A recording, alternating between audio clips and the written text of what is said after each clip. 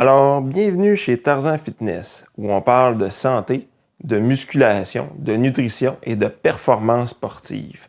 Mon nom est Nicolas Villeneuve, j'ai étudié en diététique, j'ai fait des formations en nutrition, en musculation. J'ai moi-même pratiqué plusieurs sports comme le football, la MMA, et j'ai plusieurs clients dernièrement qui m'ont apporté une question.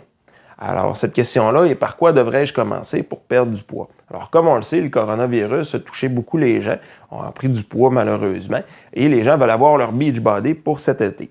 Alors, première des recommandations serait d'y aller vers votre assiette pour commencer, parce qu'il est plus facile de prendre 1000 à 2000 calories en faisant des erreurs tout au long de la journée que de perdre 1000 à 2000 calories tout simplement en faisant de l'exercice physique.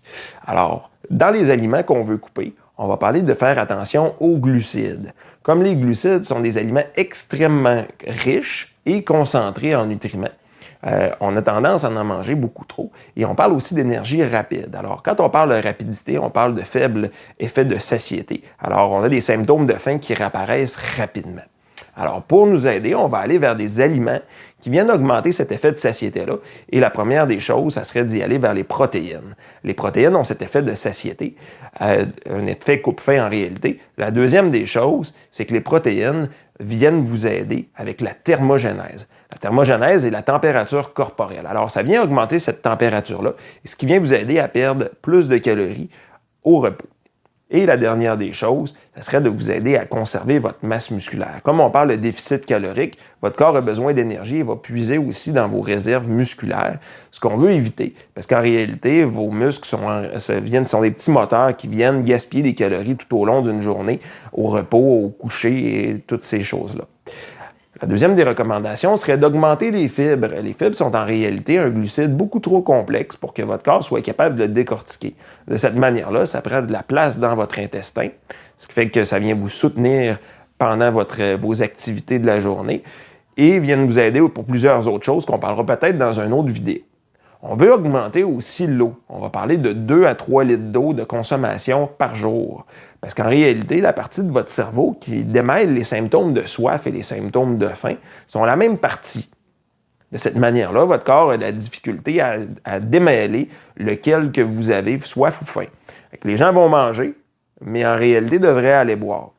On veut éviter ces situations-là parce que ça devient difficile pour vous. Les fins de semaine sont quelque chose qu'on devrait faire d'autant plus attention. Parce qu'en réalité, quand on parle d'une perte de poids, on va parler de 2 à 500 calories de déficit par jour. Si vous faites plus que ça, vous risquez de créer des dommages métaboliques. Et faire un reset métabolique, vous allez absolument avoir besoin d'un professionnel. Alors, les fins de semaine, on va essayer d'éviter d'augmenter nos calories trop drastiquement d'un 1000, 2000 calories des fois en mangeant une pizza, prenant une petite bière, ainsi de suite. Parce qu'en réalité, si ça prend 4 jours pour perdre 2000 calories, puis que vous le consommez en une journée, vous allez travailler 4 jours dans le vide. Vous ne perdrez pas de poids. Et pour vous aider à savoir où ce que vous en êtes présentement, on conseille de faire un journal alimentaire.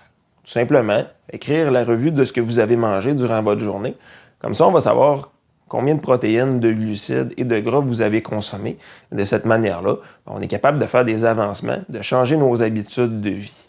Parce que le fitness, c'est pas la destination, mais c'est le cheminement. Parce que plus vous allez être capable de garder vos habitudes de vie longtemps, plus vous êtes capable de conserver aussi vos gains, votre perte de poids, ainsi de suite.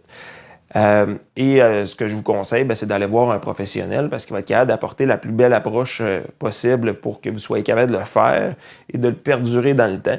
Et aussi de voir si vous n'avez pas fait des dommages au niveau de votre métabolisme. Ça viendra dans une autre capsule vidéo. La prochaine capsule vidéo, justement, je vais vous en parler tout de suite. Ça va être sur les 10 mythes qui sont véhiculés au niveau de l'entraînement qui me touchent le plus. Ça va vous aider à éviter de faire certaines erreurs que moi-même j'ai faites et que probablement que vous-même vous faites tout simplement. Alors, pour la vidéo, on like, on partage, on commente et envoyez aussi à vos amis. Comme ça, quand on a des amis qui sont intelligents au niveau de l'alimentation et de la musculation, généralement, on est capable de les garder plus longtemps dans notre vie en santé. Alors, on est content de conserver notre famille et nos amis. Je vous souhaite une excellente journée. Faites attention à